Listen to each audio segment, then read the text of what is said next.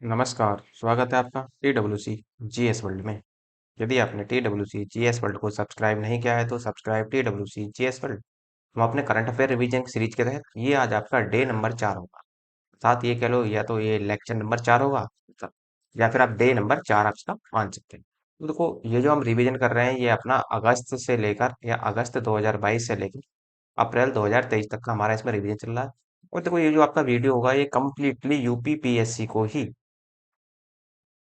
ध्यान में रखकर बनाया गया है, जिसमें जो आपका 14 मई का पेपर होने वाला है पीसीएस का, और स्पेशली तो उसी के लिए यूपी पीसीएस की स्पेशली के लिए है बनाया गया है, और फ्री के लिए केवल ओनली और फ्री के लिए। और ये जो आपको लाभ देगा ये आपका आरओ और एआरओ में भी आपको लाभ देगा। जो आपका एग्जाम अटका हुआ है बीओ वाला उसके लिए भी ये यूजफुल होगा। अब देखो इसका सोर्स क्या है। सोर्स है आपका गवर्नमेंट का संसद TV, PIB press information bureau, the Hindu और द इंडियन एक्सप्रेस। तो यहाँ से ये इनको उठाया गया है। इसमें देखो ये कंप्लीटली आर्टिकल भी, इसमें कंप्लीटली आर्टिकल होंगे। आर्टिकल के साथ साथ करंट अफेयर होगा। करंट अफेयर के साथ साथ आपको स्टैटिक जीके भी आपको इसी में ही मिलेगा। ऐसा नहीं है कि केवल करंट अफेयर ही है आपका, केवल नाम ही लिखा हुआ है कि करंट अफेयर रिवीजन सीरीज। इस करंट अफेयर के साथ साथ आपको आर्टिकल भी देखने को मिलेंगे, स्टैटिक जीके भी मिलेगा देखने को। और यदि कोई पार्ट या फिर कोई सब्जेक्ट से रिलेटेड आपका टॉपिक न्यूज में है तो वो भी आपको यहीं पर ही कवर करा दिया जाएगा। तो स्टार्ट करते हैं, हम आगे बढ़ेंगे। और आप देखो इसमें मैंने आपको क्वेश्चन नंबर, क्योंकि 30-30 की सीरीज चल रही है, तो इसमें मैंने 3 पार्ट इसके ऑलरेडी अपलोड कर दिए, तो अर्थात 90 क्वेश्चन आपके ऑलरेडी हो चुके हैं। तो आज हम 91 से इसमें आगे बढ़ेंगे। तो स्टार्ट करते हैं अपने। तो देखो यूएनएससी, यूएनएससी क्या होती है। यूएनएससी होती है यूनाइटेड नेशन सिक्योरिटी काउंसिल।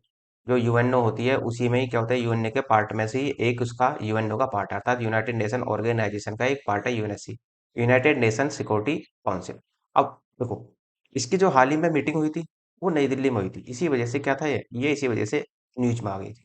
तो आपको ध्यान रखना है इसी के बारे में। और इसकी स्थापना कब हुई। देखो यूएनएससी में स्थायी सदस्य कौन होते हैं, कितने स्थायी सदस्य होते हैं, कितने अस्थायी सदस्य होते हैं, ये आपको थोड़ा सा ध्यान रखना है इसमें। वो यूएनएससी में 5 स्थायी सदस्य होते हैं। 5 स्थायी सदस्य का मतलब है कि इन्हीं 5 देशों के पास में वीटो पावर है।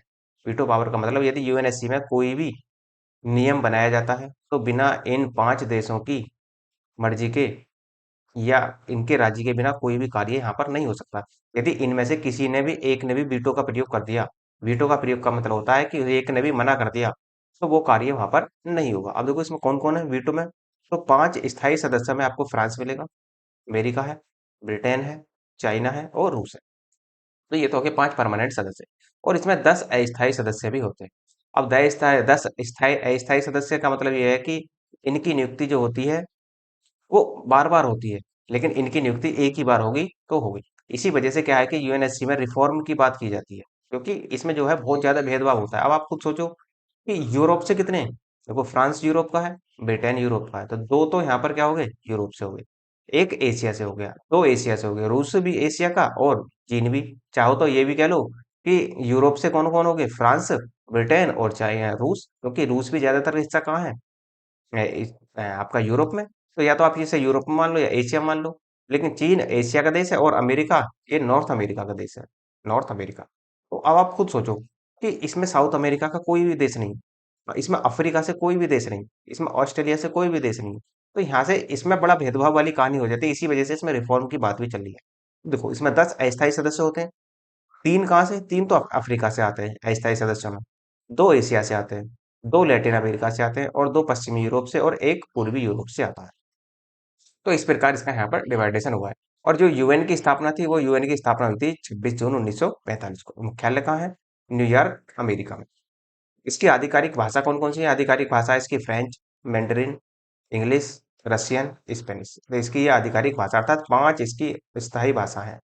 और अभी इसमें हाल ही में ये भी कहा गया था कि सऊदी अरब की जो भाषा है, सऊदी अरब वाली भाषा को भी यहाँ पर रखा जाने का प्रावधान रखा गया था।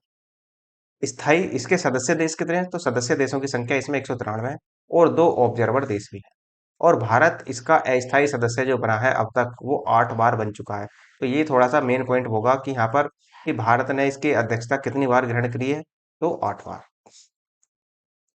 सिंधु सभ्यता राखी, सिंधु सभ्यता का स्थल है राखी गढ़ी, कहाँ है, हरियाणा में। देखो हिस्ट्री का सवाल है, हड़प्पा सभ्यता से सवाल है, लेकिन न्यूज में है, क्यों है, क्योंकि हड़प्पा सांस्कृतिक का सबसे बड़ा संग्रहालय है। जो हड़प्पा संस्कृति का सबसे बड़ा संग्रहालय बनेगा वो हरियाणा के राखीगढ़ी में ही बनाया जाएगा। अब उसकी जो राखीगढ़ी की खोज की थी वो की गई थी 1963 में। और हरियाणा की राखीगढ़ी एक बार फिर से खबरों में है, क्योंकि यहाँ पर यह अनुमान लगाया जा रहा है कि ये यहाँ पर ज्वेलरी भी बनाई जाती थी, क्योंकि खुदाई में अब इसमें ऐसा भी साक्ष्य मिल रहा है कि जो गहने वगैरह होते हैं वो यहीं पर ही बनाए जाते थे। पूछ सकता है कि ज्वेलरी या गहने बनाने के साक्ष्य अभी हाल ही में कहाँ से मिले हैं, तो हाल ही में कहाँ से मिले हैं? हरियाणा के स्थान राखीगढ़ी से। ये ध्यान रखना। LGBTQ, LGBTQ का मतलब क्या होता है? देखो, L for lesbian, G for gay, और B फॉर बाइसेक्सुअल, और T फॉर ट्रांसजेंडर। उसके बाद में आप Q फॉर देखेंगे क्वीर, अर्थात विचित्र कम्युनिटी। तो देखो इसका मतलब क्या है? LGBTQ का मतलब देखो, अक्सर क्वेश्चन तो देखो बनेगा नहीं, लेकिन आपको एक जानकारी होनी चाहिए कि हाँ क्या क्या होता है इनमें। क्या होता है कि कोई आपसे कह दे कि लेस्बियन है, वो गे है, तो इसमें आप अंतर कैसे निकालेंगे? तो अंतर आपको देखो इस तरह से देखेंगे। जो लेस्बियन होते हैं इसमें देखो फीलिंग का अंतर आता है, और ये क्या होती है? नेचुरली होती है। इसमें आप कुछ नहीं कर सकते। यदि किसी को कोई फीलिंग आती है तो वो नेचुरली ही आती है इसमें। तो लेस्बियन में जब लड़का लड़की से, जब एक लड़की जो होती है वो लड़की से ही शादी करती है, अर्थात सेम सेक्स से शादी करने वाले लड़की को ही हम क्या कहते हैं? लेस्बियन कहते हैं। लेकिन यदि ये फीलिंग लड़के में आ जाए, तो लड़के में यदि ये फीलिंग आ जाए तो उसको गे कहेंगे। जब लड़का लड़का से शादी करता है तो उसे गे कहा जाता है। और बाइसेक्सुअल क्या होता है? किसी व्यक्ति में भी हो सकती है, देखो वो लड़का भी हो सकता है, ये लड़की भी हो सकती है, ये ध्यान रखना है। वो देखकर अपनी फीलिंग शेयर करता है, अर्थात वो एक ऐसा व्यक्ति जो भी व्यक्ति किसी भी व्यक्ति को देखकर वो अपनी फीलिंग शेयर करता है, अर्थात चाहे वो लड़का हो चाहे वो लड़की, चाहे उसके सेक्स उसके जेंडर का हो या ना हो, लेकिन उसको देखकर वो अपनी फीलिंग शेयर करता है, तो वो उसे बोलते हैं बाइसेक्सुअल। ट्रांसजेंडर, ट्रांसजेंडर कौन होता है? शरीर मेल का लेकिन फीलिंग कैसी आती है उसको? फीमेल की आती है। और इसका उल्टा भी हो सकता है, शरीर फीमेल का और उसे मेल की फीलिंग आ सकती है। तो ये ध्यान रखना है, ट्रांसजेंडर में क्या होता है कि फीलिंग का अंतर होता है। इन्हीं में ही आपका जो आप एलजीबीटी क्यों है, इन्हीं को ही लेकर क्या होता है? सब कुछ फीलिंग का ही इसमें खेल खेला जाता है। क्वीर होता है, क्वीर जो होता है, जो उपर्युक्त हमने देखी है कि लड़का लड़का से शादी कर रहा है, लड़की लड़की से शादी कर रही है, एक व्यक्ति ऐसा है कि वो सभी के प्रति फीलिंग रख रहा है, तो उनमें से यदि कोई भी फीलिंग नहीं आती तो उसके अंतर्गत फिर, यदि कोई और उससे अलग फीलिंग आ रही है तो उसको क्वीर के अंतर्गत रखा जाता है। और कन्वर्जन थेरेपी को रोकने का यहाँ पर प्रस्ताव लाया गया था, यही आपका न्यूज में था। कन्वर्जन थेरेपी क्या होती है? तो वो कन्वर्जन थेरेपी होती है कि जब एक व्यक्ति को, चाहे कोई महिला हो, उसको पुरुष बनाया जाता है, या कोई पुरुष हो तो उसको महिला बनाया जाता है, तो उसी को ही कन्वर्जन थेरेपी कहा जाता है, और इसी को रोकने का प्रस्ताव यहाँ पर लाया गया है। तो देखो, national legal service authority versus union of India 214 के केस में किन्नरों को तीसरा जेंडर घोषित कर दिया गया। तो ध्यान रखना है कि किन्नरों को तीसरा जेंडर किस वाद में घोषित किया गया? तो national legal service authority versus union of India case में किन्नर जो होते हैं उनको एक तीसरा जेंडर घोषित कर देगा। अब आपने अक्सर देखा होगा कि जब आप एग्जाम फॉर्म भरते हैं किसी भी एग्जाम के लिए या किसी भी सरकारी जॉब के लिए, तो वहां पर आपको जेंडर दिखाई देता है। जैसे ही आप अपना जेंडर सेलेक्ट करते हैं, भाई आप तो या तो मेल होगे या फीमेल होगे, लेकिन अब आपको मेल और फीमेल के साथ साथ एक तीसरा जेंडर भी आपको देखने को मिलेगा, थर्ड जेंडर। तो ये किसके तहत आया है? ये national legal service authority versus union of India case के तहत ही ये लाया गया है यहाँ पर। अब देखो कुछ यहाँ पर नियम बनाए गए हैं एलजीबीटीक्यू के लिए, नियम बनाए गए हैं, जैसे नाज foundation versus government of NCT Delhi high court 2013 का निर्णय आया था। सुरेश कौशल जजमेंट आया था 2013 में। और national legal service authority versus union of India case ये आपका 2014 में लाया गया था। ये 214 नहीं, सॉरी, ये 2014 बनेगा। तो इस तरह के केस यहाँ पर लाए गए थे। और पुट्टा स्वामी केस तो जानते हैं आप, जो पीएस पुट्टा स्वामी है, union versus India right to privacy, जो हमारी प्राइवेसी है उसके लिए क्या लाया गया था? 2017 में लाया गया था। प्राइवेसी को सुरक्षित करने के लिए ही ये इस तरह का पुट्टा स्वामी केस 2017 में आया था। और Navtej Singh Johar Sindhu versus union of India case 2018 में लाया गया था। इस तरह के केस अक्सर किन्नरों को इसमें लाए गए थे। अब ट्रांसजेंडर पर्सन एक्ट 2019 के तहत किन्नरों को जॉब में भी कोटा दिया जाएगा। इसके तहत कौन सा नियम लगाया? ट्रांसजेंडर पर्सन एक्ट 2019 के तहत ही किन्नरों को जॉब में भी अब उनको कोटा दिया जाएगा। Next, T Raja Kumar. T Raja Kumar कौन है? देखो, टी राजा कुमार है, ये सिंगापुर के टी राजा कुमार है। वो एफएटीएफ के अध्यक्ष के रूप में चुना गया है, अर्थात एफएटीएफ का मतलब होता है फाइनेंशियल एक्शन टास्क फोर्स। तो फाइनेंशियल एक्शन टास्क फोर्स का अध्यक्ष जो हाल ही में चुना गया है वो टी राजा कुमार को चुना गया है। अब देखो ये क्या होती है? जितनी भी मनी लॉन्ड्रिंग होती है उसको रोकने का कार्य किसका होता है? एफएटीएफ का कार्य होता है। अब इन्होंने किसका स्थान लिया है टी राजा कुमार ने? मार्क्स प्लेयर का। तो मार्क्स प्लेयर का इन्होंने स्थान लिया और इनकी जो नियुक्ति हुई है वो 2 वर्ष के लिए हुई है। एफएटीएफ की जो स्थापना हुई थी, ये थोड़ा सा ध्यान रखना कि एफएटीएफ की स्थापना हुई थी 1989 में। किसके द्वारा की गई थी? तो G7 देशों के द्वारा की गई थी। अब देखो G7 में कौन कौन से देश आते हैं? G7 में 7 लग रहा है तो 7 ही देश आते हैं। जैसे आप देखेंगे इटली, अमेरिका, फ्रांस और इसके साथ साथ आपका ब्रिटेन। ब्रिटेन आएगा, फिर आपका आप देखेंगे इसमें कनाडा। तो इस तरह के देश यहाँ पर अर्थात जो विकसित देश हैं जिनकी इकोनॉमी अच्छे से परफॉर्म करती है, तो वही इस देश की इसकी श्रेणी में आते हैं। और G7 कंट्री ने ही मिलकर 1989 में इसका निर्माण किया था। तो हाल ही में एफएटीएफ की ग्रे लिस्ट से किसको, ये भी ध्यान रखना है कि एफएटीएफ की ग्रे, देखो तीन दो लिस्ट जारी करती है। एक तो ग्रे लिस्ट होती है इसकी, एक तो ग्रे लिस्ट होती है और एक होती है ब्लैक लिस्ट। ब्लैक लिस्ट ज्यादा हैवी होती है क्योंकि वहां पर अच्छे से अच्छे खासे सेंसर लगाए जाते हैं किसी भी देश के ऊपर। अब पाकिस्तान अब तक क्या था? ग्रे लिस्ट में। तो जब पाकिस्तान अब तक ग्रे लिस्ट में था तो उसको हाल ही में पाकिस्तान को ग्रे लिस्ट से बाहर निकाल दिया गया। और वर्तमान में ब्लैक लिस्ट में जो है इसमें देखो उत्तर कोरिया है, ईरान है और म्यांमार। हाल ही में म्यांमार को भी यहाँ पर डाल दिया गया। ईरान तो देखो बहुत पहले से है, क्योंकि न्यूक्लियर परीक्षण के कारण ही क्या कर रखा है अमेरिका ने उस पर प्रतिबंध लगा रखे हैं, और इसी वजह से एफएटीएफ की उसे ब्लैक लिस्ट में डाला हुआ है। और वही काम उत्तर कोरिया के साथ हुआ है। तो एफएटीएफ के कार्य क्या है? मनी लॉन्ड्रिंग को रोकना, आतंकवाद को रोकना। जितनी भी आतंकवाद को लेकर फंडिंग होती है उसको रोकने का कार्य किसका है? इंटरनेशनल लेवल पर है आपका एफएटीएफ का। और जो भारत एफएटीएफ का सदस्य बना था वो 2010 में बना था। नेक्स्ट, वेरी वेरी इंपोर्टेंट है G7 शिखर सम्मेलन 2022। स्टार लगा सकते हैं आप इस पर। तो इसकी 48वीं बैठक हुई हाल ही में इसकी। और कहाँ हुई? जर्मनी के एलमाउ शहर में आयोजित की गई थी G7 की मीटिंग। और इस सम्मेलन की जो मेजबानी की थी वो किसने की थी? तो जर्मनी ने। यहाँ से पूछ सकता है कहाँ हुई? जर्मनी में। मेजबानी किसने की? जर्मनी ने। और कौन सी मीटिंग थी? ये ध्यान रखना है कि 48वीं मीटिंग थी ये। और इसकी जो थीम थी वो था न्याय संगत विश्व की ओर प्रगति। तो न्याय संगत विश्व की ओर प्रगति G7 देशों की थीम बनी। और इस सम्मेलन में रूस तथा यूक्रेन के मध्य चल रहे विवाद पर चर्चा की गई थी। और इस सम्मेलन में जी देशों के अलावा 5 अन्य देशों ने भी भाग लिया था। अर्थात देखो G7 तो आएंगे ही आएंगे यहाँ पर। यदि जर्मनी, देखो बैठक कौन कर रहा है? मेजबानी कौन कर रहा है इस बैठक की? तो जर्मनी। तो जर्मनी चाहे तो किसी भी देश को जो G7 का सदस्य नहीं है, वो एक तरीके से गेस्ट के रूप में वहां पर निमंत्रण उनको दे सकता है या उनको बुला सकता है। तो जर्मनी ने किस किस को बुलाया? भारत को, अर्जेंटीना को, इंडोनेशिया को, सेनेगल को और दक्षिण अफ्रीका को। तो ध्यान रखना है कि 5 अन्य देश कौन कौन से थे जो G7 में भाग लिया। तो इंडोनेशिया, अर्जेंटीना, सेनेगल और दक्षिण अफ्रीका तथा भारत। इन्हें बतौर अतिथि के रूप में सम्मानित किया गया था। पीएम मोदी ने सम्मेलन के दौरान दुनिया में खाद्य सुरक्षा और नियम आधारित व्यवस्था को बढ़ावा देने का आह्वान किया था। तो इस सम्मेलन के प्रमुख मुद्दे क्या थे? देखो, इसमें थी वैश्विक अर्थव्यवस्था को कैसे पटरी पर लाया जाए, आधारभूत संरचना अर्थात इंफ्रास्ट्रक्चर और निवेश में भागीदारी लाई जाए, और विदेश सुरक्षा की नीति को भी आगे बढ़ाया जाए। क्यों? कि देखो चाइना जो है, चाइना बहुत ज्यादा आगे निकल रहा है। वो लोन किसी को भी दे देता है और उसको डेप्ट ट्रैप में फंसा देता है, ऋण जाल में फंसा देता है। ताकि अब देखो इसका एग्जाम्पल, डेप्ट ट्रैप का मतलब क्या है? उसको ऋण जाल में फंसा देना किसी को। और इसका एग्जाम्पल आप देख सकते हैं श्रीलंका। श्रीलंका भी दिवालिया होने के कगार पर है और पाकिस्तान भी। दोनों को इसने ऋण दिया और दोनों ही क्या है अब? दोनों ही आप एक तरीके से ऐसा मान लो कि दिवालिया होने के कगार पर ही खड़े।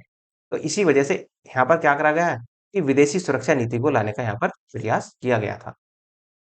नेक्स्ट, G20 के बाली शिखर सम्मेलन की चर्चा भी की गई। जो G20 का सम्मेलन हुआ था 2022 का, कहाँ हुआ था? इंडोनेशिया के बाली में। इस पर भी चर्चा की गई। और G7 देशों में मैंने आपको पीछे बताया कनाडा है, फ्रांस है, जर्मनी है, इटली है, जापान है, यूनाइटेड किंगडम है और अमेरिका आपको यहाँ पर देखने को मिलेगा। तो G7 दुनिया की 7 सबसे बड़ी अर्थव्यवस्थाओं की 7 वैश्विक युद्ध संपत्ति के लगभग 62% से अधिक का भाग प्रतिनिधित्व करते हैं। और इसकी स्थापना जो की गई थी 1975 में की गई थी। अच्छा, यदि मैं आपसे पूछूं कि इसका हेडक्वार्टर कहाँ है, तो हेडक्वार्टर जो है इसका कहीं नहीं हो, जहां इसकी मीटिंग होती है वहीं इसका हेडक्वार्टर बन जाता है। ये ध्यान रखना। मानगढ़ पहाड़ी, तो मानगढ़ पहाड़ी देखो क्यों न्यूज में है, कारण क्या था इसका लाने का? तो देखो हिस्ट्री का टॉपिक है, लेकिन कवर कहाँ होगा? करंट अफेयर में, क्योंकि ये अभी अभी हाल ही में न्यूज में आया है। देखते हैं इसमें देखो क्या क्या होता है। हाल ही में राष्ट्रीय स्मारक प्राधिकरण अर्थात एनएमए कि एक रिपोर्ट के अनुसार राजस्थान में मानगढ़ पहाड़ी की चोटी को 1500 भील आदिवासी स्वतंत्रता सेनानियों के सम्मान में राष्ट्रीय स्मारक के रूप में नामित करने की घोषणा की गई है। देखो, जैसा आपने देखा होता, जलियांवाला बाग हत्याकांड हुआ था 13 अप्रैल 1919 को, तो ऐसा ही एक नरसंहार यहाँ भी हुआ था मानगढ़ पहाड़ी पर ही, और लगभग उस दौरान 1500 भील आदिवासी यहाँ पर मारे गए थे। इन्हीं की याद में मानगढ़ पहाड़ी पर ही राजस्थान में, तो इन्हीं की याद में आदिवासी स्वतंत्रता सेनानियों के सम्मान में राष्ट्रीय स्मारक के रूप में नामित करने की यहाँ पर घोषणा की गई है।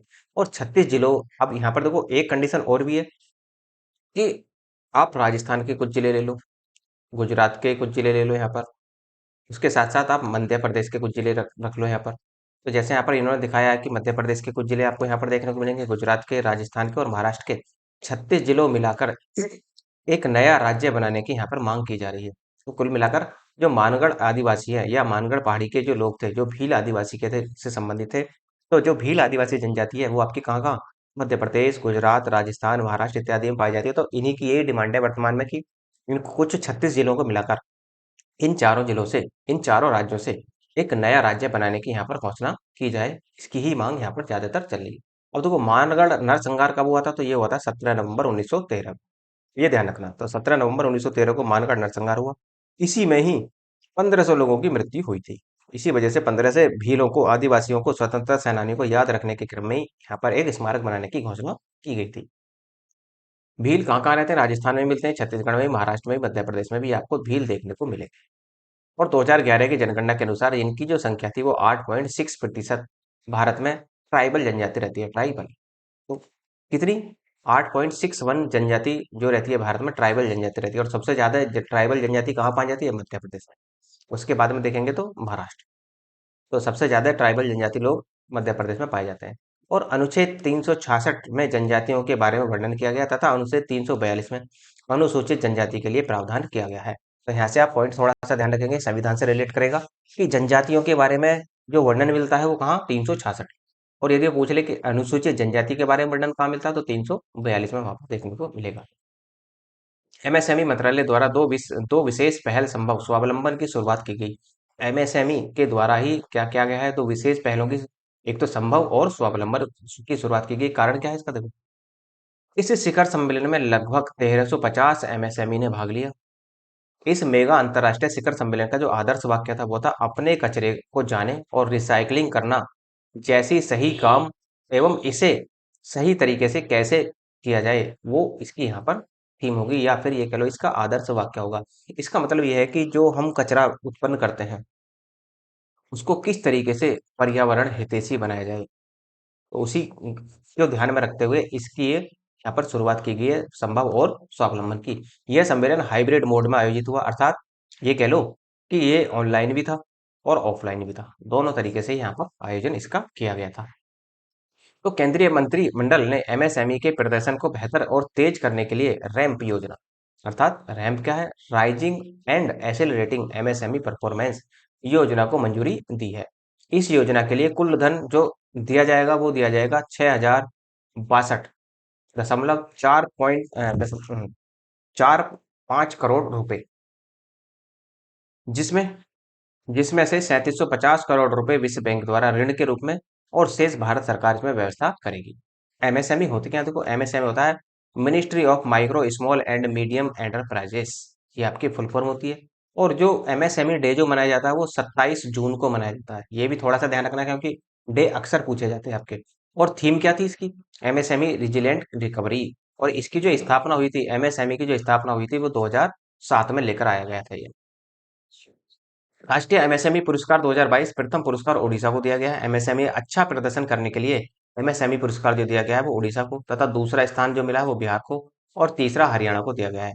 और महत्वाकांक्षी जिले में तमिलनाडु का विरुधुनगर, जो महत्वाकांक्षी जिले हैं, तो विरुधुनगर, और राजस्थान का करौली और कालाहांडी शीर्ष पर रहे। ये ध्यान रखना है आपको। रीजनल रूरल बैंकों की स्थापना आरबीआई द्वारा कब, 1975 में नरसिम्हन समिति की अनुशंसा पर की गई थी। तो जिन्हें हम बोलते हैं आरआरबी, रीजनल रूरल बैंक की स्थापना कब की गई थी, तो 1975 में। इसके इस समिति की अनुशंसा पर की गई थी, तो नरसिम्हन समिति बनी थी, नरसिम्हन समिति की अनुशंसा पर इसकी स्थापना की गई थी। अब देखो, हालांकि कहने के लिए तो देखो आरआरबी बैंक जो है लगभग सारे भारत में ही है, लेकिन दो राज्य ऐसे हैं, सिक्किम और गोवा, यहाँ पर कोई भी आरआरबी बैंक नहीं है। न्यू जनरेशन अग्नि पी मिसाइल का सिस्टम, तो अग्नि पी मिसाइल सिस्टम क्या है, कैसे काम करती है, वो देखो। अभी हाल ही में डीआरडीओ ने उड़ीसा तट पर डॉक्टर एपीजे अब्दुल कलाम द्वीप से नई पीढ़ी की परमाणु सक्षम बैलिस्टिक मिसाइल अग्नि पी का सफलतम परीक्षण किया है। और जो पी का अर्थ है, पी का अर्थ है प्राइम। इसकी रेंज जो होगी वो 2000 किलोमीटर बताई गई है। और देखो, जो अग्नि मिसाइल है वो कैसी मिसाइल है, वो सतह से सतह पर मार करने वाली मिसाइल है। तो कुछ देखो, जो हमारा प्रोग्राम चल रहा है 1983 से प्रोग्राम चल रहा है, हम 5 मिसाइलों पर काम कर रहे हैं। कौन कौन सी हैं देखो जरा। देखो, आईजीएमडीपी अर्थात integrated guided missile development programme की स्थापना वो 26 जुलाई 1983 को की गई थी। और इसी के तहत यहाँ पर देख रहे हैं आप, 5 मिसाइलों को बनाने का प्रोग्राम यहाँ पर चल रहा है। एक तो आपकी पृथ्वी, पृथ्वी कैसी है, short range surface to surface अर्थात सतह से सतह पर मार करने वाली ये मिसाइल पृथ्वी जो। तो पृथ्वी सतह से सतह पर बैलिस्टिक मिसाइल है। अग्नि, अग्नि जो है वो इंटरमीडिएट रेंज की है अर्थात मध्यम रेंज की मिसाइल है अग्नि। और सरफेस टू सरफेस मिसाइल है, बैलिस्टिक मिसाइल है ये भी। उसके साथ साथ त्रिशूल, त्रिशूल देखो, जैसे आप देखते हैं शिव जी का त्रिशूल है, उसे कैसे चलाया जाता है, फेंक कर चलाएंगे, हवा में चलाएंगे। इसका मतलब कैसा है, वो शॉर्ट रेंज लो लेवल का सरफेस टू एयर मिसाइल है। अर्थात रेंज तो इसकी कम है लेकिन सरफेस से एयर अर्थात ये है कि सतह से हवा में मार करने वाला है ये। तो सतह से हवा में मार करेगा। उसके बाद में आकाश है। आकाश मीडियम रेंज की सरफेस मिसाइल है। और ये कैसी मिसाइल है, एयर मिसाइल है अर्थात कहने के लिए मान लो कि सरफेस टू एयर मिसाइल है। इसे आप सतह से आकाश में भेजा जा सकता है। नाग, नाग कैसी मिसाइल है, नाग थर्ड जनरेशन की एंटी टैंक मिसाइल है अर्थात टैंक को नष्ट करने के लिए किसका प्रयोग करते हैं हम, नाग का। तो ये 5 मिसाइलें पूछ लेगा कि कौन कौन सी मिसाइल का संबंध किससे है, अर्थात कौन सी सतह से सतह पर मार करने वाली है, कौन सी सतह से आकाश में मार करने वाली है, या कौन सी सतह से हवा में मार करने वाली है। ये थोड़ा सा यहाँ पर आप ध्यान रखना इन चीजों को लेकर। प्रसार भारती, प्रसार भारती क्या है, कोई एक सूचना और प्रसारण मंत्रालय ने एक एडवाइजरी जारी करी करते हुए कहा है कि केंद्र, राज्य और केंद्र शासित प्रदेशों में सरकार का कोई भी मंत्रालय या विभाग और उनकी संबद्ध संस्थाएं भविष्य में प्रसारण गतिविधियों के प्रसारण या वितरण में कोई प्रवेश नहीं करेंगी। यह एक वैधानिक स्वायत्त निकाय है, कौन, प्रसार भारती। इसमें दूरदर्शन टेलीविजन नेटवर्क और आकाशवाणी ऑल इंडिया रेडियो भी शामिल किया जाता है। तो देखो, प्रसार भारती जो बॉडी है वो किस तरह से है? देखो, इसमें कौन कौन होते हैं, एक तो इसमें चेयरमैन होता है, 6 सदस्य होते हैं, और director general of all India के होते हैं यहाँ पर। डायरेक्टर जनरल किसके होते हैं, ऑल इंडिया के डायरेक्टर जनरल भी आपको यहीं पर देखने को मिलेंगे। इसकी स्थापना कब हुई थी, तो प्रसार भारती की स्थापना हुई थी 1997 में। एक एडवाइजरी जारी करता है इंफॉर्मेशन एंड ब्रॉडकास्ट मंत्रालय के लिए। तो किस प्रकार की एडवाइजरी जारी करेगा, तो इंफॉर्मेशन और ब्रॉडकास्टिंग के लिए एडवाइजरी जारी करता है।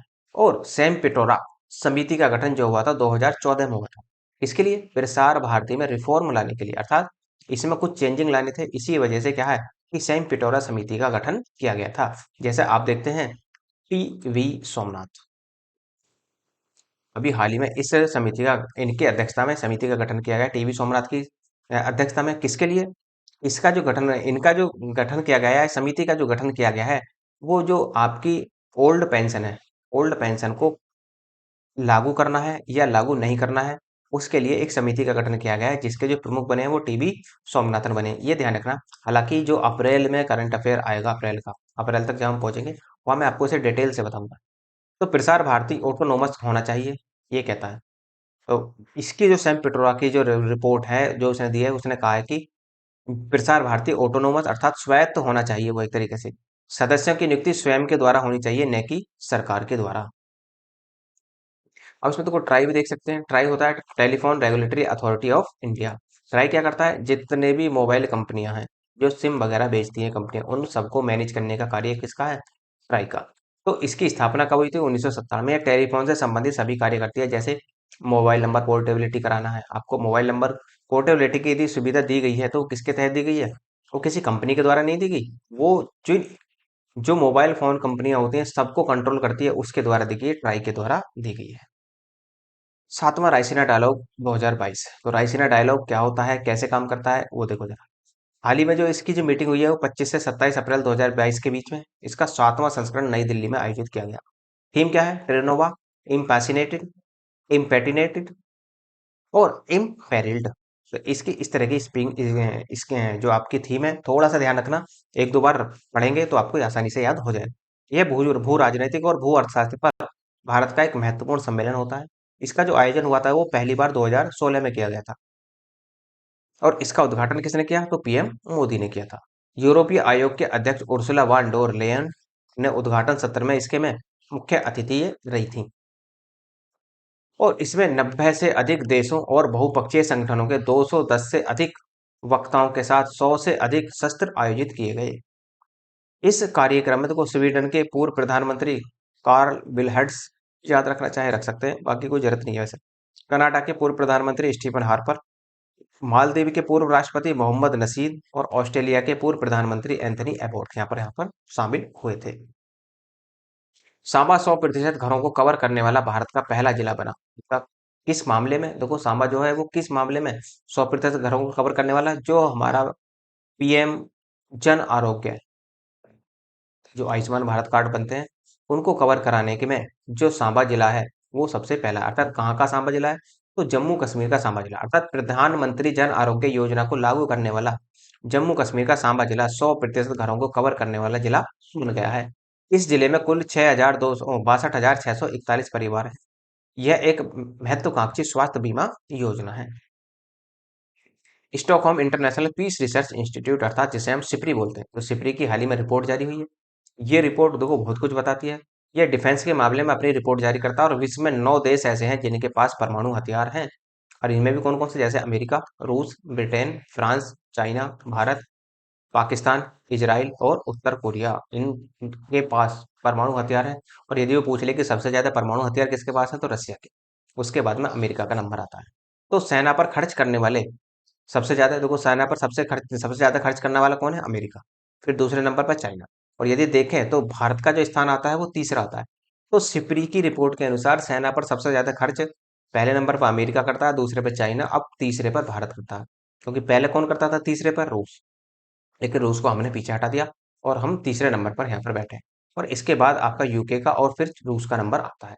तो इन 5 देशों का कुल सैनिक खर्च विश्व के सभी देशों के सैनिक खर्च का 62%। खुद सोचो, जो ये आपको अमेरिका है, चाइना है, भारत है, यूके है और रूस, इन पांचों देशों को मिला दो तो पूरे विश्व का जो सेना पर खर्च किया जाता है, डिफेंस पर खर्च किया जाता है, उसका 62% केवल इन 5 देशों के द्वारा ही खर्च किया जाता है। तो इनमें से भी अमेरिका और चीन का खर्च 52% है। यदि आप अमेरिका और चाइना को ले लें, इनका अब आप खुद देखो ये 52% का प्रतिनिधित्व करते हैं। 2021 में विश्व सैन्य खर्च में वैश्विक सक्रिय घरेलू उत्पाद का 2.2% है, और अमेरिका का सैन्य खर्च में 81 बिलियन डॉलर है, जो कि जीडीपी का कितना खर्च करते हैं ये अपना 3.5 खर्च सेना पर खर्च है। चीन का सैन्य खर्च 293 बिलियन डॉलर है, जो जीडीपी का कितना है 1.7% है। वर्तमान में पहले स्थान पर हथियार खरीदने वाले देश में देखो सबसे ज्यादा हथियार कौन खरीदता है तो सऊदी अरब, उसके बाद में भारत का नंबर आता है, फिर इजिप्ट का, और फिर ऑस्ट्रेलिया, और उसके बाद में चाइना। तो बेचने वालों में अमेरिका सबसे पहले नंबर पर ही आएगा, उसके बाद में रसिया है, फिर फ्रांस है, और फिर जर्मनी है। लेकिन ध्यान रखना हम भारत वासी जो हैं वो सबसे ज्यादा खरीदते किससे हैं, वो रसिया से, फिर फ्रांस से, और उसके बाद फिर अमेरिका से, ये ध्यान रखना है। तो सिप्री की स्थापना कब हुई थी तो 1966 में। मुख्यालय कहाँ है, स्टॉकहोम स्वीडन में। रूस अमेरिका के पास कुल 90% परमाणु हथियार है, मतलब इन दोनों देशों के पास ही पूरे विश्व का 90% परमाणु हथियार इन्हीं के पास है। तो दुनिया भर में कुल 12,705 परमाणु हथियार हैं, और रूस के पास 5,977 हैं जिनमें, और अमेरिका के पास 5,428 परमाणु हथियार हैं, जबकि भारत में 2021 में 156 परमाणु हथियार थे, और जो 2022 में बढ़कर कितने हो गए हैं वो 160। केवल हमारे पास 160 हैं परमाणु हथियार।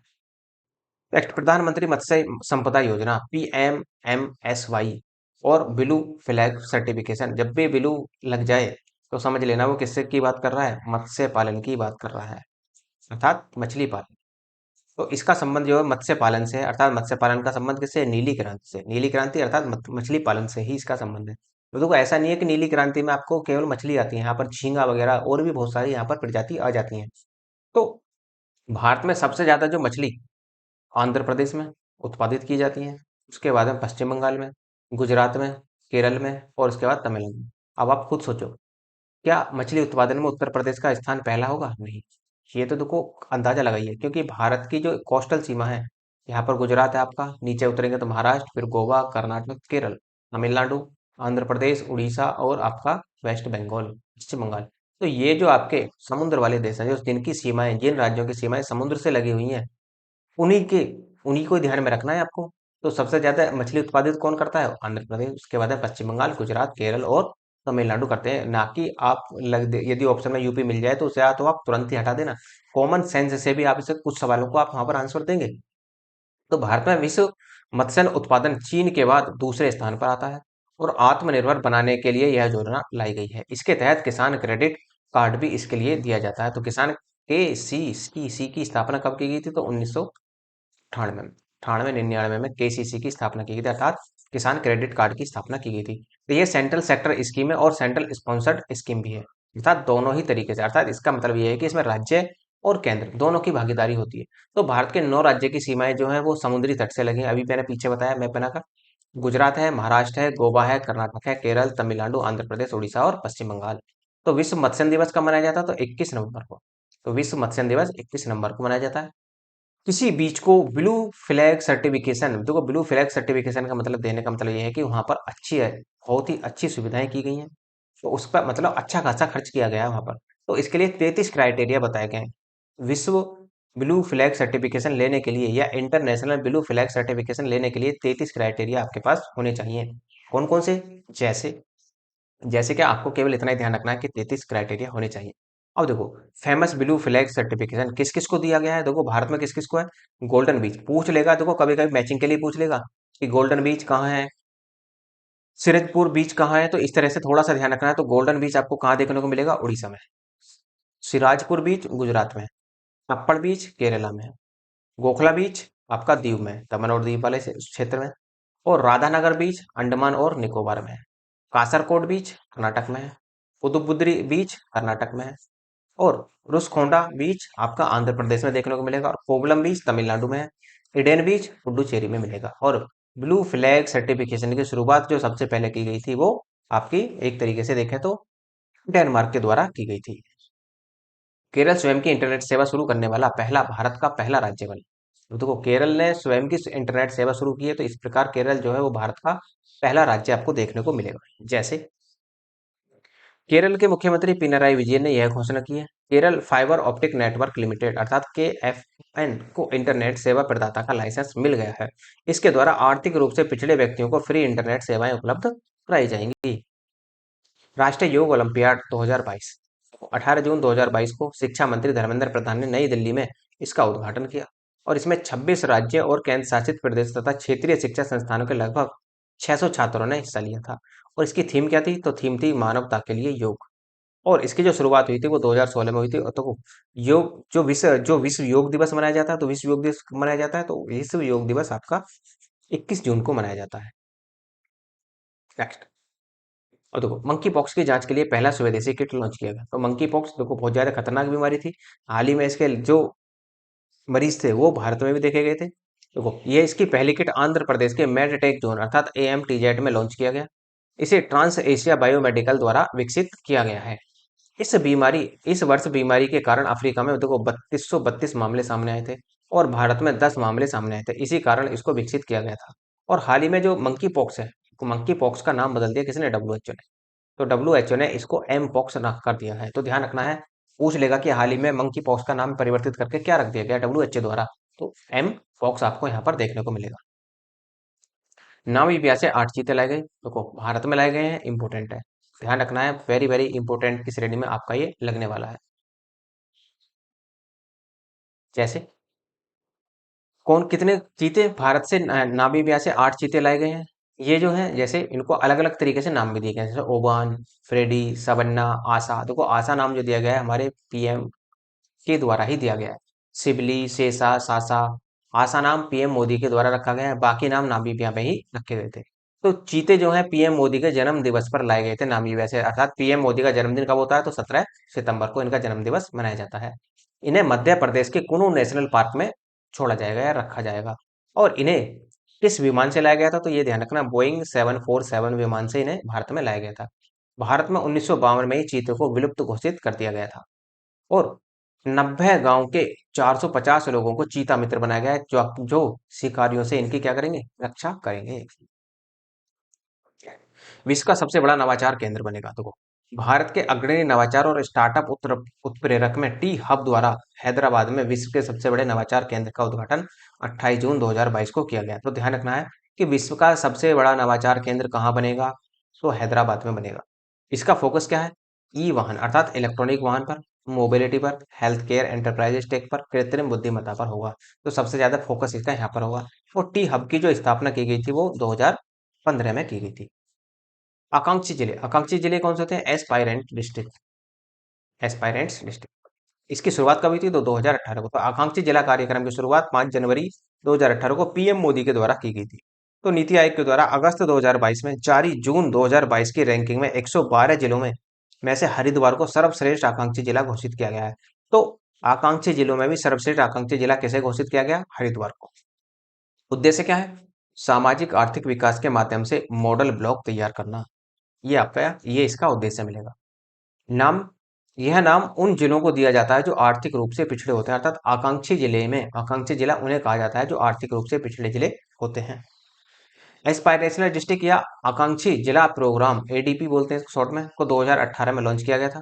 तो इन जिलों में के लिए 30-30% शिक्षा और हेल्थ के लिए वेटेज दिया गया है, और 10% आधारभूत संरचना के लिए, 20% कृषि के लिए इसको रखा गया था। तो इसका नारा क्या है, नारा है इसका सबका साथ, सबका विकास और सबका विश्वास। पूछ सकता है कि सबका साथ, सबका विकास, सबका विश्वास किस योजना का नारा है, तो एस्पायरेशनल डिस्ट्रिक्ट योजना का नारा है।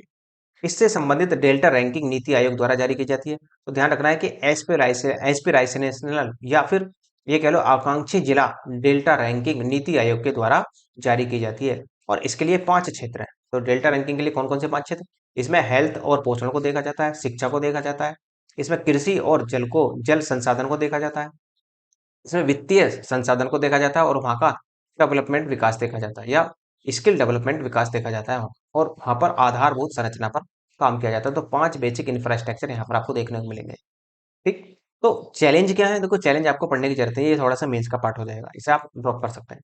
FCI food corporation of India, तो एफसीआई ने क्या करा है, देखो आकांक्षी जिलों में चावल का वितरण किया है हाल ही में। तो आकांक्षी जिले जो हम पढ़ रहे हैं यहाँ पर, उसमें एफसीआई ने हाल ही में चावल का वितरण किया है, और फोर्टिफिकेशन के तहत चावल को पोषण युक्त बनाया जाता है, जिसमें चावल में क्या है, इसमें आयरन होगा, विटामिन बी 12 होगा।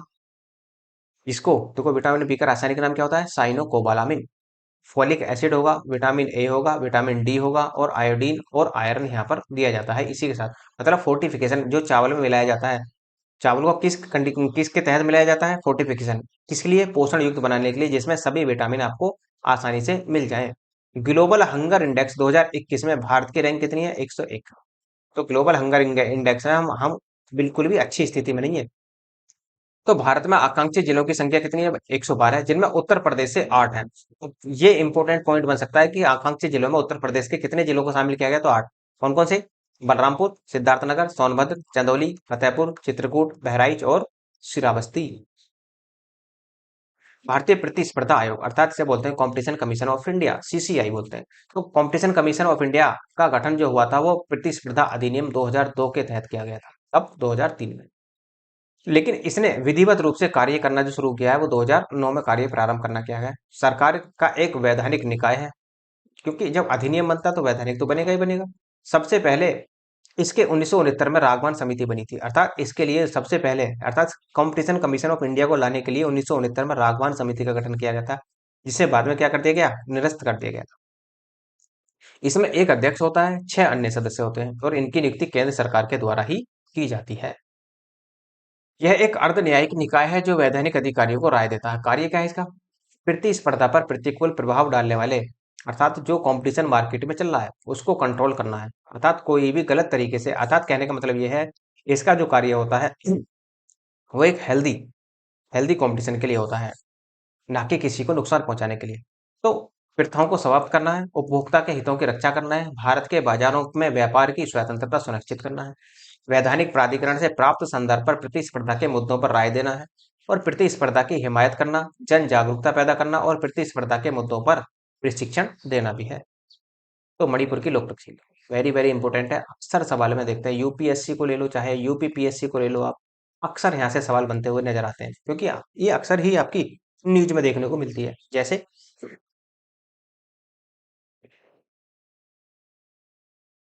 लोकतक विकास प्राधिकरण, मणिपुर में एक झील विकास प्राधिकरण ने झील से सभी थागम होते हैं। थागम क्या होते हैं? गोलाकार मछली पालन तालाब। और फुमदी, फुमदी क्या होती है? फ्लोटिंग ऑर्गेनिक मास। जो फुमदी होती है ना, जैसे किसी भी झील वगैरह में हरे हरे जैसे शैवाल वगैरह होते हैं, वो वहां पर आ जाते हैं, वो बहुत ही अधिक संख्या में आ जाते हैं, तो उसको फुमदी कहते हैं। पर झोपड़ियों को हटाने या नष्ट करने का नोटिस जारी किया गया है। अर्थात जो लोकटक झील के आसपास झोपड़ियां बनी हुई थी, लोग बाग रह रहे थे वहां पर, उनको सबको हटाने का निर्देश दिया गया। किसके द्वारा? लोकटक विकास प्राधिकरण के द्वारा। तो लोकटक झील है कहाँ? मणिपुर में। मुद्दा क्या था इसमें? क्या है कि इसमें बहुत ही ज्यादा रेगुलेशन, इसको रेगुलेट नहीं किया जा रहा था किसी भी एंगल से। तो लैक ऑफ रेगुलेशन, अर्थात रेगुलेशन की कमी चल रही थी इसमें। इससे पर्यावरण पर दुष्प्रभाव पड़ रहा था। और इस पर 1983 में हाइड्रो पावर प्रोजेक्ट बनाने से मछलियों की संख्या दिनों दिन घट रही थी। इसमें प्रदूषण भी बढ़ता जा रहा था। तो इसी वजह से क्या है, यहाँ पर एक नोटिस जारी किया गया था। तो यह झील पूर्वोत्तर भारत के ताजे पानी की सबसे बड़ी झील है, ये भी ध्यान रखना है। इसी झील में केबुल लामजाओ नेशनल पार्क है। ये तो इंपोर्टेंट होगा आपका। तो केबुल लामजाओ नेशनल पार्क, और किसके लिए प्रसिद्ध है केबुल लामजाओ नेशनल पार्क? संगाई हिरन के लिए प्रसिद्ध है, आपका ध्यान रखना है। तो 1990 में लोकटक झील को रामसर साइट का दर्जा दिया गया। आप जानते हैं कि 2 फरवरी को 1971 को रामसर में एक कन्वेंशन हुआ, अर्थात रामसर ईरान में एक कन्वेंशन हुआ, जिसमें इस जो आर्द्रभूमि संरक्षण यहाँ पर लाया गया था, इसी रामसर के कन्वेंशन के तहत। 1993 में मॉन्ट्रैक्स रिकॉर्ड में शामिल किया गया इसे। और इस झील में केवल लामझाओ नेशनल पार्क है। यह 40 वर्ग किलोमीटर क्षेत्र में फैला एक तैरता हुआ पार्क है। 1966 में वर्ल्ड लाइफ सेंचुरी घोषित किया गया था इसे। और ये संगाई हिरन के लिए प्रसिद्ध है। 1977 में नेशनल पार्क का इसे दर्जा दिया गया। और जो संगाई हिरन है, इसका वैज्ञानिक नाम क्या है? इसका वैज्ञानिक नाम है ड्यूक्रस एलडी। तो ड्यूक्रस एलडी है। और IUCN, international union for conservation nation की रेड लिस्ट में ये एंडेंजर्ड सूची में शामिल है। कौन? संगाई हिरन। और साइट्स के अपेंडिक्स सूची 1 में शामिल है। और जो हमारा है खुद का वाइल्ड लाइफ प्रोटेक्शन एक्ट 1972 का, उसके उसमें शेड्यूल 1 में ये शामिल किए गए हैं। तो यदि कोई भी जानवर, पशु पक्षी शेड्यूल 1 में रखा जाता है, तो उसके लिए बहुत ही ज्यादा सिक्योरिटी दी जाती है सरकार के द्वारा। तो रामसर कन्वेंशन के बारे में देख सकते हैं आप। यह एक अंतर्राष्ट्रीय संधि है जो आर्द्र भूमियों के लिए कार्य करती है। इसको ईरान के रामसर शहर में 2 फरवरी 1931 को लागू किया गया। यह शहर कैस्पियन सागर के तट पर है, तथा इसके इंटरनेशनल ऑर्गेनाइजेशन पार्टनर है। जैसे कौन कौन है इंटरनेशनल ऑर्गेनाइजेशन के पार्टनर? कौन कौन है? जैसे बर्ड लाइफ इंटरनेशनल है, international union for conservation nation है, अर्थात आईयूसीएन है, इंटरनेशनल वाटर मैनेजमेंट इंस्टीट्यूट है, अर्थात आईडब्ल्यूएमआई है, वेटलैंड इंटरनेशनल है, वर्ल्ड वाइड फंड है, डब्ल्यूडब्ल्यूएफ बोलते हैं जिसको, और वाइल्ड फाउल वेटलैंड ट्रस्ट है, जिसे डब्ल्यूडब्ल्यूटी बोला जाता है। मॉन्टेक्स रिकॉर्ड क्या होता है? जब किसी झील की स्थिति ज्यादा खराब हो जाती है, तो उसे मॉन्टेक्स रिकॉर्ड में डाल दिया जाता है। तो इसका मतलब लोकतक झील की स्थिति क्या है? ज्यादा खराब है। तो यह आर्द्र भूमियों की खोज करता है, उनको रामसर का पार्ट बनाता है। इसकी स्थापना किसने की थी? कॉन्फ्रेंस ऑफ कॉन्ट्रैक्टिंग पार्टीज 1990 के तहत की गई थी। किसकी? मॉन्टेक्स रिकॉर्ड की स्थापना। इलेक्ट्रोल बोर्ड, इलेक्ट्रॉल बॉन्ड होते क्या हैं, कैसे काम करते हैं? देखो, एसबीआई के उपलब्ध आंकड़ों के अनुसार, देखो इलेक्ट्रॉल बॉन्ड जो होते हैं वो चुनाव के दौरान दिए जाते हैं। इलेक्ट्रॉल बॉन्ड किसके द्वारा जारी किए जाते हैं? एसबीआई के द्वारा। यदि कोई व्यक्ति किसी भी पार्टी को चंदा देना चाहता है, तो वो एसबीआई के बैंक में जाकर वहां पर इलेक्ट्रॉल बॉन्ड खरीद सकता है, और वो उसके बाद में उस पार्टी को दे सकता है जिसको वो चंदा देना चाहता है। तो उसी के तहत ये यहाँ पर न्यूज में भी है। क्यों न्यूज में है वो हम देख लेते हैं। देखो, तो एसबीआई के आंकड़ों के अनुसार चुनावी बॉन्ड के माध्यम से राजनीतिक दलों को चंदा 10,000 करोड़ के पार कर गया है। अब आप खुद सोचो कि कितना ज्यादा चंदा जाता है। तो क्या चंदा दिया जाएगा, तो क्या जो जो चंदा दे रहा है, क्या वो फायदा नहीं उठाएगा? जो वो सरकार में आएगी पार्टी, बिल्कुल फायदा उठाएगा। तो इसी को ध्यान में रखते हुए एडवाइजरी जारी की गई है। तो पार्टियों को इस तरह के बॉन्डों के माध्यम से 1 और 10 जुलाई के बीच आयोजित ईबी, इलेक्ट्रॉल बॉन्ड बोलते हैं इसको, ईबी का मतलब इलेक्ट्रॉल बॉन्ड, की 21वीं बिक्री में 389.5 करोड़ रुपए मिले हैं। अर्थात जो डोनर्स होते हैं, देखो पिछले यदि हम कुछ साल में देखें, देखो 2018 में कितने रुपए दिए गए थे? तो अब आप खुद देखो, 10,056.73 करोड़ रुपए दिए गए 2018 में। 2019 में 5,071.99 करोड़ रुपए दिए गए। उसके बाद में आप देखेंगे 2020 में तो 363.96 करोड़ रुपए यहाँ पर दिए गए। 2021 में देखें तो 1,502.9 करोड़ रुपए यहाँ पर दिए गए। और 2022 में 2,252 करोड़। यहाँ पर रुपए दिए गए थे। तो देखो इलेक्ट्रॉल बॉन्ड होते क्या है, यह बॉन्ड एसबीआई द्वारा जारी किया जाता है, इसे नागरिक या कंपनी द्वारा खरीदा जाता है और राजनीतिक पार्टियों को चंदा देने के लिए इसको खरीदा जाता है। यह बॉन्ड ब्याज मुक्त होता है, इस पर ऋण नहीं मिलता। इसे खरीदने वाले की जानकारी गोपनीय रखी जाती है, अर्थात जो इसे खरीदेगा उसको उसकी जो जानकारी हो पूरी तरीके से गोपनीय रखी जाएगी। 29 जनवरी 2018 को एनडीए सरकार द्वारा जारी किया गया था। यह बॉन्ड 1,000, 10,000, 1 लाख और 1 करोड़ तक का हो सकता है। यह बॉन्ड 15 दिन के लिए मान्य होता है। तो ध्यान रखना है कि इसमें क्या क्या कंडीशन है। स्टेटमेंट में यदि उसने सवाल बना दिया तो फंसने के चांसेस बहुत ज्यादा बन जाएंगे। तो 15 दिन के लिए मान्य होता है। कोई भी पार्टी इसमें रिप्रेजेंटेशन ऑफ एक्ट पीपल 1951 का सेक्शन 29(1) के तहत रजिस्टर करा सकती है, जिसने पिछले चुनाव में कम से कम 1% मत हासिल किए हों। तो एसबीआई के उपलब्ध आंकड़ों के अनुसार चुनावी बॉन्ड के माध्यम से राजनीतिक दलों को चंदा 1,000 करोड़ के पार कर गया और पार्टियों को इस तरह के बॉन्डों के माध्यम से 1 और 10 जुलाई के बीच आयोजित इलेक्ट्रॉल बॉन्ड की 21वीं बिक्री 389.5 करोड़ रुपए मिली है। नेक्स्ट, सरदार वल्लभ भाई पटेल। देखो एकता दिवस कब मनाया जाता है? 31 अक्टूबर। इसी वजह से यहाँ पर न्यूज में है। तो सरदार वल्लभ भाई पटेल की याद में ही एकता दिवस मनाया जाता है। क्यों मनाया जाता है? क्योंकि सबसे ज्यादा भारत को एक करने का कार्य किसने किया था? सरदार वल्लभ भाई पटेल में। इसी वजह से इन्हीं के जन्म दिवस पर 31 अक्टूबर को राष्ट्रीय एकता दिवस मनाया जाता है। आपने हिस्ट्री में पढ़ा होगा, पोस्ट इंडिपेंडेंस हिस्ट्री में, कि किस प्रकार रियासतों को सरदार वल्लभ भाई पटेल ने 551 लगभग रियासतें थी, इन सबको एक करने का किस प्रकार से प्रयास किया था। इसी वजह से राष्ट्रीय एकता दिवस सरदार वल्लभ भाई पटेल की याद में 31 अक्टूबर को मनाया जाता है।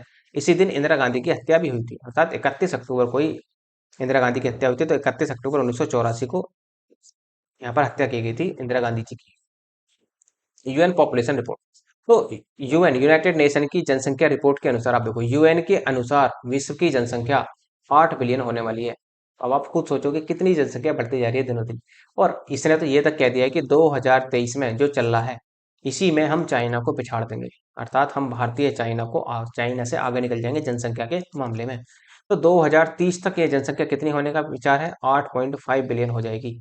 ये पूरी विश्व की रिपोर्ट की बात कर रही है, ये जो यूएन पॉपुलेशन रिपोर्ट आई है, ना कि भारत की केवल। तो 2030 में विश्व की जनसंख्या 8.5 बिलियन हो जाएगी, 2050 तक 9.7 बिलियन हो जाएगी और 2080 तक 10.4 बिलियन हो जाएगी। तो भारत जनसंख्या के मामले में 2023 में चीन को पछाड़ देगा और इस प्रकार विश्व में सबसे जनसंख्या के मामले में सबसे बड़ा देश कौन होगा? भारत ही होगा। इस रिपोर्ट का नाम वर्ल्ड पॉपुलेशन प्रोस्पेक्टस रिपोर्ट रखा गया है 2022। सबसे ज्यादा जनसंख्या 2050 तक बढ़ाने वाले देश कौन है? देखो इस रिपोर्ट के अनुसार जो सबसे ज्यादा जनसंख्या बढ़ाएंगे, सबसे पहले नंबर पर बढ़ाएगा कांगो, अफ्रीका का देश है। मिस्र, ये भी अफ्रीका का देश है। इथोपिया, ये भी अफ्रीका का देश है। भारत, नाइजीरिया अफ्रीका का देश है। पाकिस्तान एशिया का है और फिलीपींस भी एशिया का देश है। तो सबसे ज्यादा ये जनसंख्या बढ़ाने वाले हैं। तो सबसे पहले आप कुछ तीन को तो याद ही रख लेना। तो कांगो, मिस्र और इथोपिया। दक्षिण पूर्व और दक्षिण पूर्वी एशिया में सबसे अधिक जनसंख्या बढ़ाने की संभावना है। एशिया में 26% जनसंख्या बढ़ने का अनुमान है और 1950 से 2020 में भारत में सबसे कम जन्म दर रही है। ये भी ध्यान रखना है आपको। यह इस रिपोर्ट का जो था वो 27वां संस्करण जारी हुआ। और 1990 में जनसंख्या के मामले में प्रथम 5 देश कौन थे? तो यदि हम पीछे का आंकड़ा उठाएं तो 1990 में जनसंख्या के मामले में प्रथम 5 देश थे। सबसे पहले सबसे ज्यादा जनसंख्या थी चाइना की, फिर भारत, फिर अमेरिका, इंडोनेशिया और फिर ब्राजील। अब जो 2022 में देखा तो जनसंख्या के मामले में प्रथम 5 देश कौन है? चाइना अपने ही स्थान पर बना हुआ है, भारत भी अपने ही स्थान पर, अमेरिका भी अपने ही स्थान पर और इंडोनेशिया भी अपने ही स्थान पर बना हुआ है। लेकिन इस ब्राजील को रिप्लेस कर दिया किसने? पाकिस्तान ने। पाकिस्तान ने अब अगले 5वें नंबर पर आ गया है। 2050 में जनसंख्या के मामले में प्रथम 5 देश कौन होंगे? तो भारत आएगा पहले नंबर पर। भाई अब भारत किसको रिप्लेस करेगा? चाइना। और उसके बाद में अमेरिका बना रहेगा, नाइजीरिया आ जाएगा और फिर पाकिस्तान आ जाएगा। ब्राजील तो पहले उसने रिप्लेस कर दिया, तो ये यहाँ पर कंडीशन बनी रहेगी। 2050 में भारत की जनसंख्या लगभग 1.68 बिलियन हो जाएगी। तो विश्व की जीवन प्रत्याशा जो है वो कितनी है? विश्व की जीवन प्रत्याशा है 72.8, अर्थात यूएन पॉपुलेशन रिपोर्ट के अनुसार जो विश्व में औसतन जन रेट आता है, व्यक्ति के जीने की उम्र जो आती है वो 72.8 आती है। लेकिन यदि भारत में जीवन प्रत्याशा को देखा जाए तो भारत में जीवन प्रत्याशा जो है वो 67.2 वर्ष है। ये पॉइंट आपका मेन रहेगा। तो यह रिपोर्ट द्विवार्षिक प्रस्तुत होती है। 1951 में इसे पहली बार प्रस्तुत किया गया है। पोलियो। विश्व पोलियो दिवस कब मनाया जाता है? तो 24 अक्टूबर को विश्व पोलियो दिवस मनाया जाता है। थीम क्या थी? Delivering on premise promise. तो ये देखो, पोलियो जो है एक विषाणु जनित बीमारी है, इसके लिए ओरल वैक्सीन दी जाती है, जैसे आप देखते हैं ना 2 बूंद जिंदगी की, वो यहाँ पर। तो भारत को पोलियो मुक्त कब किया गया था? 2014। हाल ही में पाकिस्तान के दूसरे सर्वोच्च नागरिक सम्मान अल हिलाल ए पाकिस्तान से बिल गेट्स को सम्मानित किया गया। अब आप ये सोचेंगे कि जी ये कहाँ से आ गया? ये इसलिए आ गया क्योंकि पाकिस्तान में पोलियो को दूर करने के लिए बिल गेट्स ने बहुत ही अहम भूमिका निभाई है। जैसे, तो बिल गेट्स माइक्रोसॉफ्ट के संस्थापक है, इन्होंने पोलियो उन्मूलन में मदद करने के लिए उनके प्रयासों के लिए यह सम्मान दिया गया है। गावी के माध्यम से bill and Melinda Gates foundation वैश्विक पोलियो उन्मूलन की दिशा में एक प्रमुख दाता भी रहा है। गावी एक सार्वजनिक निजी वैश्विक स्वास्थ्य सहयोग संगठन है। गावी का मुख्यालय कहाँ है? तो जिनेवा, स्विट्जरलैंड में। इसकी स्थापना कब हुई थी? तो 2000 में हुई थी। और कहाँ हुई थी? तो सिएटल में। सिएटल कहाँ है? वाशिंगटन। सिएटल वाशिंगटन अर्थात यूएसए में हुई थी। नेक्स्ट, राष्ट्रीय पोलियो टीकाकरण अभियान 2022 की शुरुआत मनसुख मांडविया ने की, जो 27 फरवरी 2022 को पूरे देश में आयोजित किया गया। उड़ीसा राज्य मिशन इंद्रधनुष के तहत जो हमारी योजना चल रही है, मिशन इंद्रधनुष, इसमें बहुत सारी बीमारियों को ठीक करने का प्रावधान रखा गया है। तो 90.5% टीकाकरण कवरेज के साथ सूची एक में जो सूची है उसमें पहले स्थान पर बना हुआ है। मिशन इंद्रधनुष 4.0 के तहत कोविड 19 संक्रमण के खिलाफ सफल टीकाकरण के अलावा 90.5% टीकाकरण हासिल करने वाला उड़ीसा देश का एकमात्र राज्य बन गया है। पूर्ण टीकाकरण में पोलियो, देखो जो मिस्र इंद्रधनुष के तहत यहाँ पर बीमारियों को रखा गया है, उसमें पोलियो है, तपेदिक है, पीलिया है, डिप्थीरिया है, काली खांसी है, टेटनिस इत्यादि सहित 12 विभिन्न प्रकार की बीमारियों के खिलाफ निवारक टीके शामिल होते हैं। भारत सरकार के स्वास्थ्य और परिवार कल्याण मंत्रालय 25 दिसंबर 2014 को मिशन इंद्रधनुष की शुरुआत की गई थी। तो मुख्यमंत्री ने, अब देखो यहाँ पर कुछ और भी दिया है, मुख्यमंत्री ने गोरखपुर से किया पोलियो अभियान का शुभारंभ। तो उत्तर प्रदेश के मुख्यमंत्री योगी आदित्यनाथ ने गोरखपुर से पोलियो अभियान का शुभारंभ किया। 20 मार्च 2022 को उत्तर प्रदेश के मुख्यमंत्री योगी आदित्यनाथ ने प्रदेश में 5 वर्ष तक की उम्र के बच्चों को पोलियो से बचाने के लिए गोरखपुर से पल्स पोलियो दिवस अभियान की शुरुआत की थी। बस इसका इतना ही ध्यान रखना है, ये आपका मेंस का पॉइंट बनेगा, इसको देखने की जरूरत नहीं है फिलहाल। नेक्स्ट देखो, प्रधानमंत्री टीबी मुक्त भारत अभियान। तो प्रधानमंत्री टीबी मुक्त भारत अभियान क्या है? देखो, भारत को में टीबी को खत्म करने का उद्देश्य जो रखा गया है, लक्ष्य रखा गया है, वो 2025 है। और जबकि डब्ल्यूएचओ के द्वारा जो रखा गया है लक्ष्य है वो 2030 का रखा गया है। तो इस बीमारी को पहली बार 3000 साल पहले इजिप्ट में देखा गया था। तो यह ट्यूबरकुलोसिस नामक जीवाणु के द्वारा होती है। यह मनुष्य से मनुष्य में सांस के माध्यम से फैलती है। यह मिनिस्ट्री ऑफ हेल्थ के तहत आती है। सस्टेनेबल डेवलपमेंट गोल अर्थात जिसे हम बोलते हैं एसडीजी में इसे तीसरे गोल में रखा गया था, शिक्षा को तीसरे गोल में वहां पर रखा गया है। नेक्स्ट है आपका सस्टेनेबल डेवलपमेंट गोल में तीसरे स्थान पर विश्व टीबी दिवस कब मनाया जाता है? तो 24 मार्च को मनाया जाता है। और 24 मार्च 2023 की जो थीम है, yes we can end TB, हाँ हम टीबी को समाप्त कर सकते हैं। बिहार के मिथिला मखाना को मिला जीआई टैग। तो इससे किसानों की आय को बढ़ाने में मदद मिलेगी। और जो मिथिलांचल मखाना है के उत्पादक संघ के नाम से पंजीकृत इसे किया गया है। तो मिथिला मखाना बिहार का 5वां उत्पाद है जिसे जीआई टैग मिला है। इससे पहले भागलपुर का जर्दालू आम, ये बिहार के ही आपके, कतरनिया धान, नवादा का मगही पान और मुजफ्फरपुर की शाही लीची को भी जीआई टैग दिया जा चुका है। तो प्लास्टिक अपशिष्ट प्रबंधन के लिए शुभंकर और हरित पहल क्या क्या है? शुभंकर क्या क्या लागू किया गया है? अर्थात प्लास्टिक अपशिष्ट प्रबंधन, अर्थात प्लास्टिक का अच्छे से प्रबंधन करने के लिए, जो प्लास्टिक का कचरा होता है उसको अच्छे से प्रबंधित करने के लिए यहाँ पर एक शुभंकर और हरित पहल लॉन्च की गई। जैसे केंद्रीय पर्यावरण मंत्री ने 5 अप्रैल 2022 को यह पहल लॉन्च की थी। भारत सालाना लगभग 3.5 मिलियन टन प्लास्टिक कचरा पैदा करता है। पिछले 5 साल की तुलना में यह दुगना हो गया है। भारत ने 2022 तक सिंगल यूज प्लास्टिक को समाप्त करने का लक्ष्य बनाया है। लिथियम, अब देखो लिथियम क्या है ये भी देख लेते हैं। लिथियम का प्रयोग कहाँ करते हैं हम? जो बैटरी वगैरह होती हैं उनमें हम लिथियम का ही प्रयोग किया जाता है। अच्छा खासा लिथियम का प्रयोग यहाँ पर किया जाता है। तो स्पेडोमोना और लेपोडोमाना से निकाला जाता है, अर्थात स्पेडोमोनामाइन और लेपोडोमाइन से ही ये निकाला जाता है। कौन? लिथियम। इसे तेल में रखा जाता है, सीधा सीधा नहीं तो ये क्रिया कर जाता है। तो लिथियम ट्रेंगल बोलीविया, चिली और अर्जेंटीना, अर्थात कहने का मतलब ये है कि सबसे ज्यादा लिथियम कहाँ पाया जाता है? तो बोलीविया, चिली और अर्जेंटीना में पाया जाता है। इसी वजह से लिथियम ट्रेंगल बनाते हैं, क्योंकि यहाँ पर सबसे ज्यादा लिथियम पाया जाता है। अभी मैं आपको मैप में भी दिखाऊंगा कि बोलीविया, चिली और अर्जेंटीना कहाँ पर है। पेस मेकर में बैटरी लिथियम की ही बनी होती है। तो लिथियम आयन के लिए 2019 में स्टैनले, जॉन बी गुडेनफ और अकीरा येसुनो को ये ध्यान रखना है स्टैनले जॉन बी गुडेनफ और अकीरा योशिनो को नोबेल पुरस्कार भी दिया गया था 2019 में। सबसे ज्यादा निर्यात कौन करता है लिथियम का? ऑस्ट्रेलिया और अर्जेंटीना करते हैं। और भारत में लिथियम जो पाया जाता है वो कर्नाटक में पाया जाता है। ये आपका दक्षिण अमेरिका का मैप है। दक्षिण अमेरिका के मैप को देखेंगे तो ये आपका बोलीविया, ये आपका अर्जेंटीना और इधर आपका चिली। तो यही आपका क्या बनाते हैं? लिथियम ट्रायंगल का निर्माण करते हैं। जैसे आपको मैंने बताया था कि अफीम का ओपीएम का ट्रायंगल बनता है, कहाँ कहाँ बनता है, ये थोड़ा सा ध्यान रखना। सर यहाँ से सवाल बनते हैं। नेक्स्ट है, लास्ट क्वेश्चन आपका, ease of doing business ranking. Ease of doing business ranking किसके द्वारा जारी की जाती है? कौन इसमें पहला आता है? Ease of doing. Ease of doing का मतलब होता है किस क्षेत्र में आसानी से व्यापार किया जा सकता है, उसके बारे में जानकारी आपको देती है। तो ईज ऑफ डूइंग रैंकिंग में बिजनेस 2022 के अनुसार भारत का जो आंध्र प्रदेश देश है वो पहले स्थान पर रहा है। इसे इसे वाणिज्य और उद्योग मंत्रालय के promotion of industry and internal trade विभाग द्वारा था, जिसे बोलते हैं डीपीआईआईटी ने जारी किया है। दूसरे स्थान पर गुजरात का नंबर आता है और तीसरे स्थान पर हरियाणा का नंबर आता है। पिछली रैंकिंग 2022-20 में जारी की गई थी, क्योंकि इससे में भी पहला स्थान किसका था? आंध्र प्रदेश का ही रहा। और मापदंड क्या क्या होते हैं यहाँ पर देखा जाता है किस प्रकार से निर्माण हुआ है, परमिट किस प्रकार से मिलता है, श्रम क्या कितना महंगा है सस्ता है, विनियमन किस प्रकार होता है, पर्यावरण पंजीकरण के लिए सूचना किस प्रकार जारी की जाती है, और भूमि की उपलब्धता किस प्रकार, और एकल खिड़की। एकल खिड़की का मतलब होता है जितने भी ये यहाँ पर काम बताए गए हैं क्या ये एक ही स्थान पर हो सकते हैं, ये इसके बारे में आपको पूरी तरीके से जानकारी देता है। तो देखो ये तो हो जाता है आपका लेक्चर नंबर 4 समाप्त। तो देखो यदि आपको लेक्चर की पीडीएफ की आवश्यकता है, कि रिवीजन के लिए पीडीएफ होनी चाहिए, तो आप टेलीग्राम ज्वाइन कर लेना। तो टेलीग्राम पर आपको टाइम टू टाइम वहाँ पर पीडीएफ मिलती रहती है, और एक पीडीएफ में आपको जैसे ही आपका कंप्लीट हो जाएगा, 1-2 दिन में कंप्लीट हो जाएगा। तो जो 2022 का हम यहाँ पर कंप्लीट करने का प्रयास कर रहे हैं, ये आपका ज्यादा से ज्यादा 2-3 और क्लास लगेंगी, उसके बाद ये आपका कंप्लीट फॉर्म में आ जाएगा। उसके बाद में मैं आपको एक डॉक्यूमेंट फॉर्म में आपको पीडीएफ यहाँ पर सेंड कर दूंगा, तो वो लगभग 40-50 पेज की होगी।